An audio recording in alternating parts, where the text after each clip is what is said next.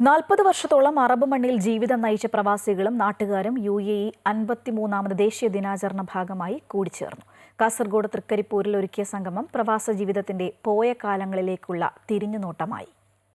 Arab മണ്ണിൽ വ്യത്യസ്ത മേഖലകളിൽ ജീവിതം നയിച്ച പ്രവാസികൾ ഒത്തുചേർന്നപ്പോൾ നാട്ടിലൊരുക്കിയ UAE ദേശീയ ദിനാചരണം പോയ കാലത്തെ ഓർമ്മകൾ പങ്കുവെക്കുന്നതിന്റെ നിറഞ്ഞ സദസ്സായി മാറി. 42 വർഷക്കാലം UAEയിൽ ജോലി ചെയ്ത തൃക്കരിപ്പൂർ പൂവളപ്പിലെ ഇസ്മായിൽ അഹമ്മദ് ഹാജിയുടെ വീട്ടുവളപ്പിൽ ഇന്ത്യൻ പതാകയും UAE പതാകയും ചേർത്ത് വെച്ച് തോരണങ്ങൾ ഒരുക്കിയായിരുന്നു UAE 53ാമത് ദേശീയ ദിനാചരണം നടത്തിയത്.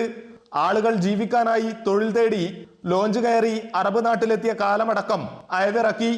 UAEയിലെ റേഡിയോ സ്റ്റേഷനുകളിൽ 25 വർഷക്കാലം പ്രോഗ്രാം ഡയറക്ടറായിരുന്ന രമേഷ് പയ്യന്നൂർ ഉദ്ഘാടനം നിർവഹിച്ചു.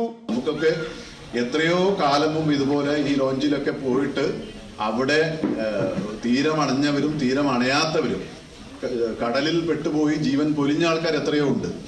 അപ്പൊ അവരൊക്കെയാണ് ആ നമ്മൾ അന്ന് UAE അല്ലെങ്കിലും ആ പേർഷ്യ എന്ന് പറഞ്ഞുകൊണ്ടാണ് ആൾക്കാരൊക്കെ പോകുന്നത്. അപ്പൊ ആ പേർഷ്യയിൽ പോയാൽ എന്തെങ്കിലുമൊക്കെ തൊഴിൽ കിട്ടും, ജീവിക്കാൻ എന്തെങ്കിലും വക കിട്ടും എന്നുള്ള ഒരു മോഹത്തോടു കൂടിയാണ് ആൾക്കാർ അങ്ങനെ പോയിരുന്നത്.